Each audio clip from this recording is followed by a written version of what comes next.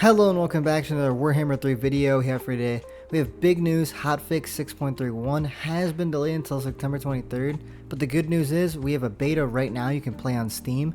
The hotfix does come with a slew of changes. Before we get into the changes made though, I do want to bring up this is the final update before Tie the Torment DLC coming out at the end of October. Hence why I think we have a beta before a full release like usual, so they can hammer out any bugs and some needed changes before all hands on deck for the next DLC. The first the changes made are the unusual locations have got fixed up, making them function a bit better than they did before. They do bring up players who like to see the AI factions having unusual locations just like the player, but because of gameplay reasons or maybe bugs, it may take a while to get that implemented, but they will be adding a toggle option in the future, probably after the DLC. And the actual changes they've made is added front-end customization options to disable the purple hand and unstable chaos portal, again making the game a lot more fun. You can just customize everything from the get-go. Slightly increase the earliest turn at which some of your more impactful and usual locations can spawn, just like the faulty doomsphere and unstable chaos portal. Those ones are not like the funnest ones because they're more harmful than good sometimes, but again I'm pretty sure you can just turn those off in the settings. Removed arcane synergy from purple hand effects and increased this rate at which safe houses spread. Converted the purple hand spreading event into a dilemma so players don't miss it. That's pretty big because that is something that crosses over. Fix an issue where purple hand final event wouldn't trigger, leaving the player in the dark as to why they left.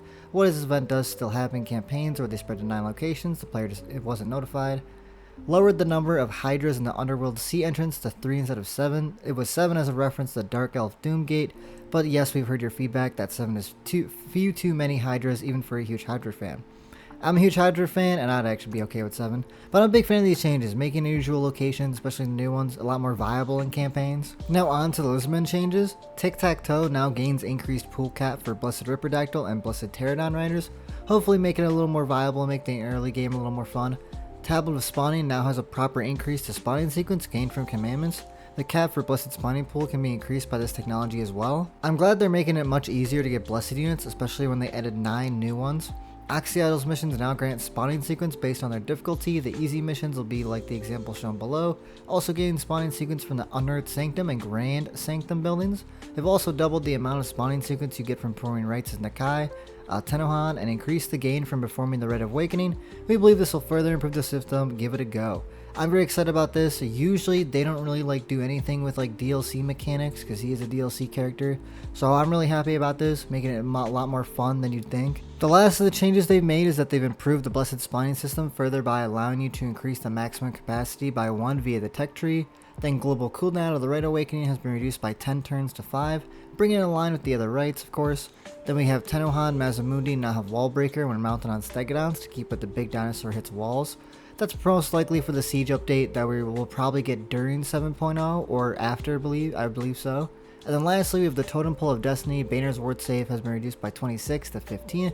Again, makes sense. They kind of buffed everything. Now they gotta kind of all balance out so it's all fair between all factions. Now we're on to the Tomb King changes. Not as much has changed like it did with Lizardman, but enough to call it an update. So we have Dedication to Azoth now correctly applies to its values have been slightly reduced.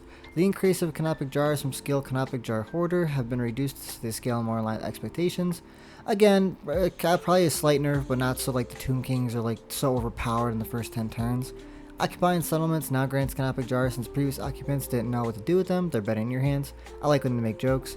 The Rite of Taco, the Casket of Soul Ritual, now costs 25 gold instead of 5,000 I mean. Very good because that is on a turn basis, so if you don't have enough gold, you're basically already giving yourself less than what you could get out of 50 turns. Then on percentages increase, cost for increasing army capacity has been raised by 50 to 75%. We believe this change will improve the gameplay despite being an increased cost. Again, trying to make them just a bit more manageable and not just, just overpower them with this brute force and 5 armies on turn 10.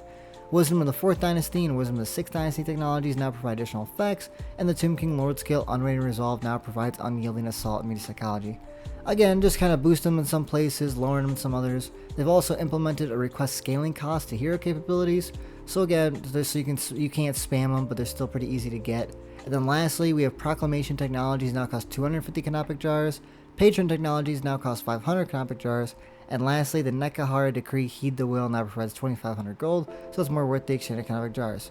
Again, I think a lot of this is just, this fixing it right before the DLC comes out, so everyone's kind of happy, and if there's some more changes, again, give them as much feedback as you can. Next up, we're going to look into further trait changes. Outside the changes listed below, we have not made further changes in 6.3.1. We want to gather more feedback and see what you, the community, enjoys in traits, so we can further expand on it further.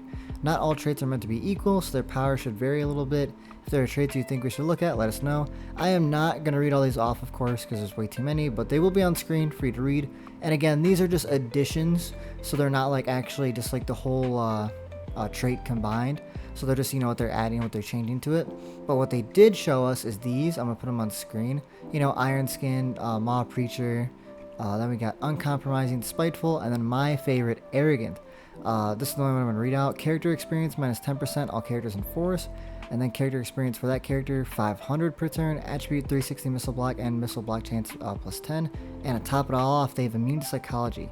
That to me seems like an insane trait, and like especially for like the Empire tanks. Like there's so many characters I'm thinking of with like big beasties that could really benefit from that missile block. Now we're on to our next change, the AI. We've started to address an issue that has been around for quite a while but become more widespread recently that involved units with zero treasury cost, unit caps, or limited recruitment. While the campaign AI was doing high level planning around many units it can recruit and how much budget to allocate for said recruitment, the allocation of resources failed. Failure is a result of the AI trying to avoid spending any resources without properly considering how many free units are available. B, do it, unit caps, or limited resources. So with that, what I'm saying is, regiments are renowned. A lot of like the free units you can get from mechanics, like the, like the Lizardmen spawning sequence, where before they, they just hold on to units, they don't never get rid of them unless you defeat their army. So you'll fight, turn 50, and they still have their starting army. We've aimed to spend more time on these issues in the future. We've implemented some changes in this hotfix, which should be a positive step towards a resolution. And then lastly on this page, we have 6.3 Sandveil also adds turn speed, so you can apply large construct units to hide, evade, turn, and pounce. So this is really good. I'm really glad they're fixing up the AI, something like they said been around for quite a while and kind of desperately needed to change. Now into the last part of the update, we have the bug fixes and general gameplay. I'm not going to read them all off, I'm just going to talk about the ones I think are pretty important. So like my favorite one on the list is resolved performance issues with the Total War launcher. That's pretty big. I don't know if you've noticed, it's been a little jittery, a little laggy the past like 6 to 8 months. It was kind of fixed, but it's not a full fix. So I believe this should be, it's all said and done. Don't want to worry about it. But you will have to reload Warhammer 3, so you gotta launch it once and then launch it a second time for it to take full effect. Another one that's really good is fix some arrow mix-up for Tomb Kings, Skeleton Archers, and Horse Archers, having the wrong reload times for standard projectiles. And ironically enough, it's benefiting Kalita, improving her archers, which is ironic. And then the ability Eye of the Dragon now quickly applies when used. So yeah, just a lot of these fixes up. And you gotta remember, this is the big update, a decent size update before we get 7.0 with Tides of Torment. So right now, just let your voices be known, let them know in the forums, let them know in the comments what changes you want to see, what changes you're not really a fan of. Maybe they gotta dial some back, dial some up. I'm a big fan of what they've done in here. I would call this an update than a hotfix, as there's just tons in here. And if you yourself want to try out the beta before it comes out officially on September 23rd, go to your Steam and then right click on Warhammer 3, click on Properties, and then go to Beta on the right side, open up Beta 6.31, let it update, and then you should be good to go to try it out. That's going to be it for the video. Let me know down below how you feel about the final update before Tide to Torment. I'm really hyped since it seems that all hands are on deck to get the DLC ready for its late release in October. So be ready for a trailer in the next 2 to 3 weeks. Hopefully we'll get it soon. Thank you for watching the video. I really appreciate all the support, and I will see you later.